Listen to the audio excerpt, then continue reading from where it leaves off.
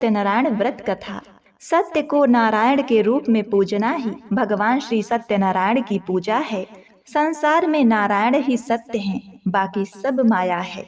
स्कंद पुराण के रेवा खंड के अनुसार इस कलयुग में दुखों से मुक्ति के लिए श्री सत्यनारायण भगवान की पूजा कथा का श्रवण तुरंत फल देने वाला सबसे सरल मार्ग है। इस कथा को कहने वाले, सुनने वाले और अनुष्ठान करने वाले सभी की मनोकामनाएं पूर्ण होती हैं। निर्धन को धन, निसंतान को संतान, रोगी को रोग से मुक्ति मिलती है। घर, परिवार और व्यापार में खुशहाली और उन्नति होती है। इस कथा में 5 अध्याय हैं, 170 श्लोक हैं। इस कथा के प्रसाद से हर प्रकार का कष्ट दूर होता है। तो श्री गणेश, गंगा मैया, दिग्पाल, कुल देवी देवता, त्रिदेव, ग्राम देवता, गुरुजन आदि का ध्यान करते हुए प्रेम और श्रद्धा पूर्वक कथा को पूरा सुने। प्रेम से बोलिए श्री सत्यनारायण भगवान की जय। एक समय नैमिषारण्य तीर्थ में शौनक आदि 88,000 ऋषियों ने श्री सूत जी से पूछा, हे प्रभु, इस कलयुग में वेद विद्या रहित मनुष्यों को प्रभु भक्ति किस प्रकार मिलेगी तथा उनका उद्धार कैसे होगा? हे मुनिश्रेष्ठ, कोई ऐसा तप कहिए जिसमें अल्प प्रयास से ही कम समय में पुण्य फल प्राप्त हो तथा मनोवांछित फल भी प्राप्त हो। वह कथा सुनने की हमारी इच्छा है।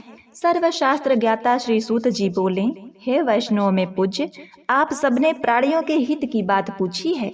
अब मैं उस श्रेष्ठ व्रत को आपसे कहूँगा जिस व्रत को नारद जी ने श्री लक्ष्मी नारायण भगवान से पूछा था और श्री लक्ष्मीपति ने मुनि श्रेष्ठ नारद जी से कहा था। यह कथा ध्यान से सुनो। एक समय योगी राज नारद जी दूसरों के हित की इच्छा से अनेकों लोकों में घूमते हुए मृत्यु लोक में आ पहुँचे। यहाँ अनेक योनियों में जन्मे हुए प्रायः सभी मनुष्यों को अपने कर्मों द्वारा अनेकों दुखों से पीड़ित देखकर विचार करने लगे कि किस यत्न के करने से निश्चय ही मनुष्यों के दुखों का नाश हो सकेगा। ऐसा मन में सोचकर भगवान नारद विष्णु लोक को गए। वहाँ श्वेत वर्ण और 4 भुजाओं वाले देवों के ईश नारायण का, जिनके हाथों में शंख, चक्र, गदा और पद्म थे तथा वरमाला पहने हुए थे, देखकर स्तुति करने लगे।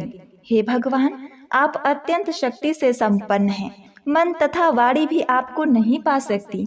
आपका आदि मध्य अंत नहीं है। निर्गुण स्वरूप सृष्टि के कारण भक्तों के दुखों को नष्ट करने वाले हो। आपको मेरा नमस्कार है। नारद जी से इस प्रकार की स्तुति सुनकर विष्णु भगवान बोले, हे मुनि श्रेष्ठ, आपका किस काम के लिए आगमन हुआ है? निसंकोच कहो।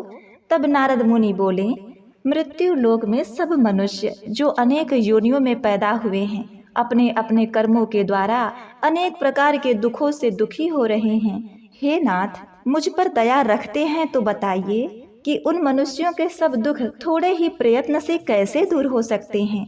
श्री भगवान बोले, हे नारद, मनुष्यों की भलाई के लिए तुमने बहुत ही अच्छी बात पूछी है। जिस काम के करने से मनुष्य मोह से छूट जाता है वह मैं कहता हूँ। सुनो। पुण्य देने वाला स्वर्ग तथा मृत्यु लोक दोनों में दुर्लभ यह उत्तम व्रत है।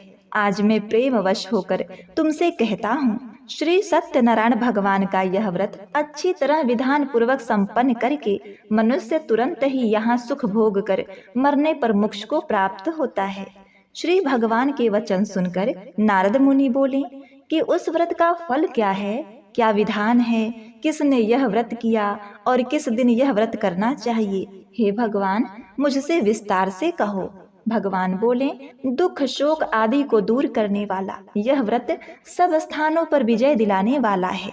भक्ति और श्रद्धा के साथ किसी भी दिन मनुष्य श्री सत्यनारायण भगवान की शाम के समय ब्राह्मणों और बंधुओं के साथ धर्मपरायण होकर पूजा करे।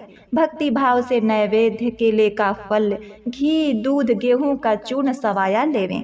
गेहूं के अभाव में साठी का चूर्ण, शक्कर अथवा गुड़ लें तथा भक्ति भाव से भगवान को अर्पण करें। बंधु बांधवों सहित ब्राह्मणों को भोजन करावें, पश्चात स्वयं भोजन करें। रात्रि में नित्य गीत आदि का आयोजन कर श्री सत्यनारायण भगवान का स्मरण करते हुए समय व्यतीत करें।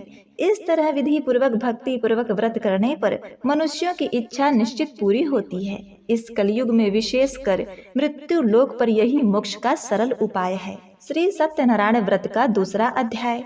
सूत जी बोले, हे ऋषियों, जिसने पहले समय में इस व्रत को किया है उसका इतिहास कहता हूँ, ध्यान से सुनो। सुंदर काशीपुरी नगरी में एक अत्यंत निर्धन ब्राह्मण रहता था। वह भूख और प्यास से बेचैन हुआ पृथ्वी पर घूमता था।